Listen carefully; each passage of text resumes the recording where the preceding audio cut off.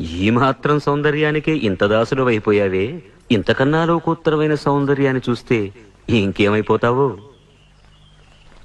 ఇంతకన్నా సౌందర్యమా?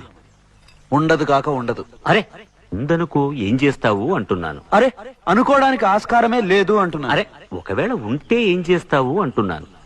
ఇంతకన్నా ఆనందప్రదమై, ఆద్యంత రహితమై, అనంతమై, నా హృదయమంతా నిండి నన్ను తనలో నింపుకునే సౌందర్యమై ఉంటే అరే ఉండదయ్యా స్వామి. అరే ఉంటే ఏం చేస్తావయ్యా?